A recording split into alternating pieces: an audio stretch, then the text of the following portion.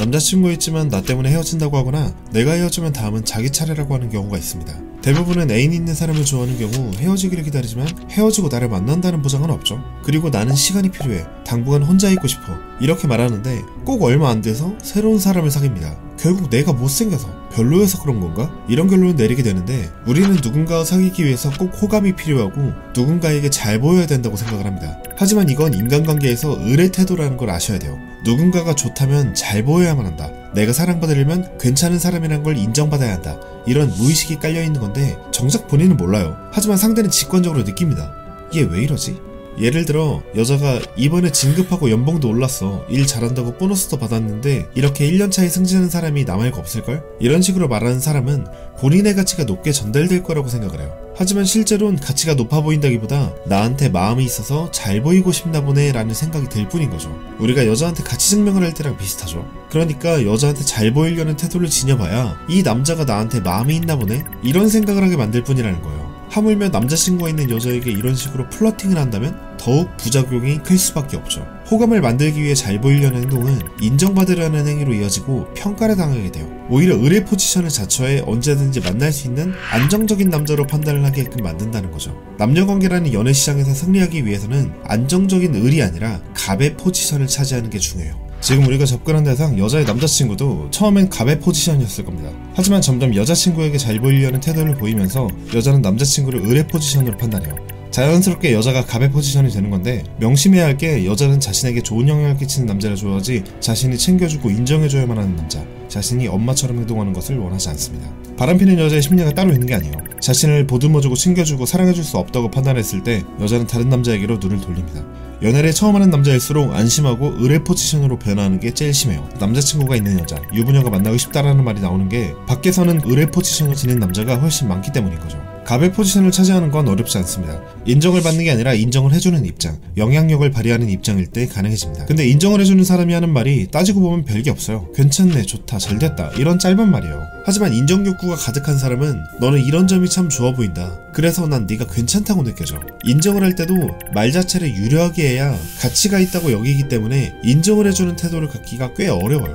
마음 한켠으로 이렇게 인정해주는 것만으로도 날 좋아해줄까? 여전히 인정받고 싶은 마음이 남아있기 때문이죠. 진짜 인정이란 건 상대방이 듣기 좋은 화답을 해주는 게 아니라 인정을 하게 된 이유를 나와 비교해서 담담하게 말해주는 거야. 나는 그렇게 열심히 못하는데 열심히 했구나. 되게 잘했다. 너는 열심히 하는 게 매사에 되게 좋아 보인다. 그래서 네가 괜찮게 느껴지나? 다르죠. 상대가 듣기 좋으라고 말하면 이런 차이가 나게 됩니다. 인정을 해준다라는 건 타인에게 영향력을 행사한다라는 큰 범위에서 보셔야 돼요. 계약서에 도장 하나만 찍으면 계약서가 큰 권리를 행사할 수 있게 됩니다. 고작 도장 하나, 지문 하나지만 문서가 자격을 얻어 영향력을 발휘하게 되는 것처럼 내가 상대를 인정해주는 행위가 자신감과 자격을 주는 거라고 생각하셔야 돼요.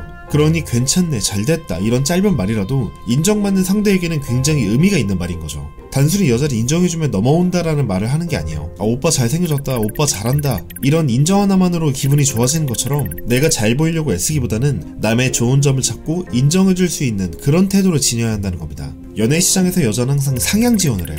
남자가 성적 욕구로 인해 하향 지원을 하기 때문이죠. 자연스럽게 여자는 더 잘생기고 더 괜찮은 남자를 만나게 돼요. 남자 외모와 능력이 다가 아니라는 걸 여자도 알아요. 그렇기 때문에 진짜 가치가 높아서 자연스럽게 자존감이 높은 남자의 특징을 깨닫게 됩니다. 그 어떤 여자도 단순히 한번 잡으려고 애쓰는 남자에게 높은 가치를 매기지 않아요. 자신이 가치가 높은 건 당연하니까 잘 보이려고 애쓰지 않는 남자, 언제든지 좋은 관계를 발전시킬 자신이 있기 때문에 관계에 진지하게 임하지 않는 사람에게 관심을 가집니다. 흔들리는 것은 흔들리지 않는 것에 수렴한다라는 말이 있어요. 아쉬운 사람이 처음부터 목적을 가지고 만나자는 태도를 취하는 거지 나는 일단 어떤 사람인지도 모르는데 목적부터 정하는 건 잘못되었다고 생각해. 세상에 괜찮은 사람은 너무 많지만 그만큼 단점도 굉장히 많거든? 내 욕구 채우자고 확인되지도 않은 리스크를 짊어지고 관계를 시작할 필요는 없다고 봐. 좋으면 나중에 좋아지겠지. 자연스러운 게 좋잖아. 애쓰지 않는 남자는 흔들리지 않고 애쓰지 않는 남자를 만나고 싶은 여자는 애를 쓰며 흔들리게 됩니다. 노력하지 않고 여자에게 영향을 주는 사람이 되는 것, 그게 첫 번째 방법이에요. 드라마 속 불륜과 바람이 단골 소재로 등장하는 이유는 인물관계 속 영향력을 보여주기 위한 장치이기 때문입니다. 남자친구가 있는 여자를 건드리는 건 사회적 통념상 옳지 않은 일이지만 환승이별이라는 말이 있듯이 현실에서도 비일비재하게 일어납니다. 남자들이 여자를 꼬시려고 은근히 작업을 치기 때문인데 여러분이 생각하는 그런 플러팅이랑은 완전히 다를 거예요. 듣기 좋은 멘트 몇 개 말한다고 남자친구와의 결속력이 끊어지진 않아요. 하지만 이 방법은 결속력을 끊을 수 있는 방법이 되고, 특히 회사를 열심히 다니거나 자신의 라이프를 중요하게 여기는 여자일수록 잘 통하는 방법인데, 장기관계를 롱런하는 사람들의 특징이 여기에 있습니다. 반대로 말하자면 이걸 못하는 사람은 장기관계가 어렵고, 남자친구가 아닌 제3자가 이 방법을 사용하면 여자는 자연스럽게 바람을 생각하게 된다는 거죠. 사람에게는 우선순위가 존재하고 악영향을 미칠 때 가장 먼저 처리해야 할 대상이라고 인식을 합니다. 내가 만약 빚이 있다면 그 빚을 갚지 못했을 때 악영향이 생길 테니 빚 갚는 게 1순위가 되겠죠. 자, 월세를 내야 한다면 빚보다 월세가 우선이 될 겁니다. 그런데 이 악영향이라는 게 조금은 생각해볼 필요가 있어요. 예를 들면 알바 한 건에 100만원짜리인 진짜 꿀알바가 있다고 가정을 해보죠. 이걸 하지 않는 게 큰 손해겠죠. 100만원짜리 꿀알바를 하지 않는 게 나에게 악영향이라는 거예요. 마찬가지로 그만큼 좋은 사람이 있는데 접점을 만들지 않는다는 건